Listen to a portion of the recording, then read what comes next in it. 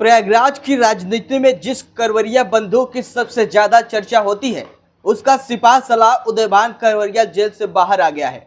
एक दौर में मुरली मनोहर जोशी का दाहिना हाथ कहे जाने वाले उदयभान करवरिया की सबसे पहले रिहाई ने प्रयागराज मंडल के राजनीति समीकरण को बदल दिया है।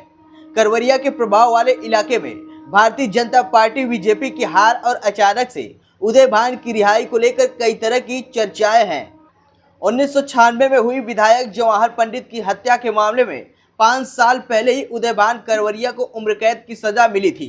उदयभान ने करीब 9 साल जेल में बिताया ही था कि जेल में आचरण ठीक होने का दावा करते हुए सरकार ने उदयभान को आजाद करने का फैसला किया, जिस पर राज्यपाल ने मुहर भी लगा दी।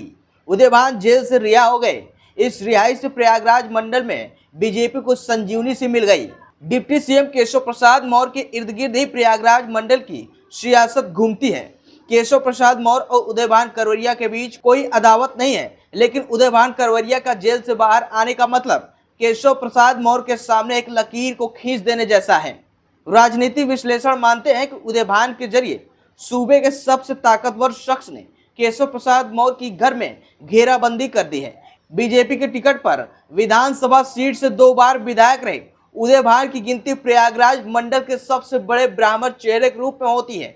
उसके संगठन कौशल का लोहा बीजेपी के सीनियर नेता मुरली मनोहर जोशी भी मानते थे। यही वजह है कि मुरली मनोहर जोशी अपने लोकसभा चुनाव की कमान भी उदयभान को सौंप देते हैं। जेल जाने से पहले तक उदयभान भी प्रयागराज मंडल में बीजेपी के संगठन को परोक्ष या अपरोक्ष रूप से संभालते थे। लोकसभा चुनाव में मिली हार, प्रयागराज मंडल में कमजोर होता संगठन, ब्राह्मण वोटरों की रूठने की वजह से बीजेपी चिंता में है और उसकी उम्मीद उदयभान करवरिया से है। उदयभान करवरिया ही वो नेता थे जो रेवती रमन सिंह के खिलाफ अनबल और बाहुबली के साथ सियासी नूरा कुश्ती करते थे।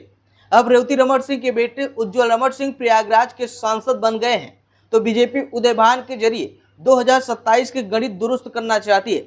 उदयभान भले ही जेल से आजाद हो गए हों, लेकिन वो चुनाव नहीं लड़ सकते हैं। ऐसे में अब उनकी भूमिका संगठन में ही नजर आती है। बीजेपी की कोशिश भी होगी कि उदयभान एक बार फिर संगठन में लौटें और पार्टी की जमीनी कार्यकर्ताओं को 2027 की लड़ाई के लिए तैयार करें। फिलहाल प्रयागराज मंडल का बीजेपी संगठन काफी कमजोर भी है, जिससे दस्तक चुनाव हारने वाले सभी नेताओं ने पार्टी हाईकमान से की थी।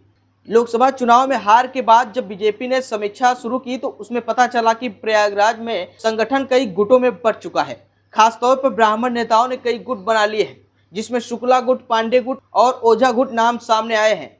इन सब की काट के लिए बीजेपी के पास उदयभान करवरिया ही एक मजबूत विकल्प है।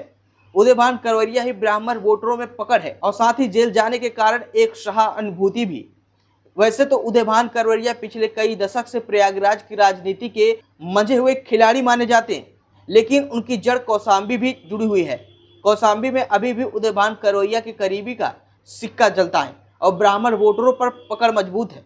यही वजह है कि बीजेपी की कोशिश होगी उदयभान के जरिए उस कौशाम्बी जिले के सारे समीकरण दुरुस्त किए जाएं, जहां पर विधानसभा में 3 सीटों और लोकसभा की सीट बीजेपी हार गई थी। उदयभान करवरिया जब जेल गए तो उनकी सियासत विरासत को पत्नी नीलम करवरिया ने संभाला था। 2017 में विधानसभा सीट से बीजेपी के टिकट पर चुनाव जीतकर नीलम करवरिया विधायक बनी थी। हालांकि 2022 का चुनाव नीलम करवरिया हार गई। इसके बाद से नीलम करवरिया काफी बीमार हैं। ऐसे में उदयभान करवरिया अपने बेटे सक्षम करवरिया को भी लॉन्च कर सकते हैं। 2 बार विधायक रहे उदयभान करवरिया के परिवार सियासी रसूख काफी बड़ा है।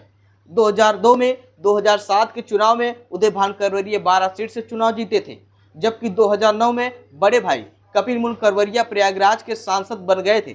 हालांकि कपिल मुन बसपा के टिकट पर जीते थे। उसके अलावा उदयभान के छोटे भाई सूरजभान करवरिया एमएलसी रहे हैं। उदयभान करवरिया के कई रिश्तेदार भी राजनीति में हैं। साल 1996 में झूंसी से समाजवादी पार्टी सपा के विधायक रहे जवाहर यादव उर्फ जवाहर पंडित की हत्या कर दी गई थी। जवाहर के साथ उनके ड्राइवर और एक राहगीर की 13 अगस्त 1996 में सिविल लाइन क्षेत्र में AK-47 से गोली मारकर हत्या कर दी गई थी। यह पहला मौका था जब प्रयागराज में AK-47 तड़तड़ाई थी। इस 13 हत्याकांड का आरोप उदयभान, उनके भाई कपिल मुन और सूरजभान रिश्तेदार रामचंद्र पर लगा था। हत्याकांड के 6 साल बाद उदयभान विधायक बन गए थे और अपने सत्ता की रसूख की वजह से जेल जाने से बच गए थे। लेकिन 2012 में जैसे ही यूपी में सपा की सरकार आई, उदयभान करवरिया पर चाबुक चला। उदयभान ने अपने भाइयों के साथ आत्मसमर्पण कर दिया और 4 नवंबर 2019 को कोर्ट ने सभी आरोपियों को दोषी मानते हुए उम्र कैद की सजा सुना दी।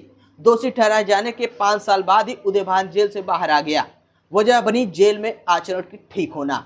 बाकी आप क्या सोचते हैं कमेंट बॉक्स में जरूर बताएं।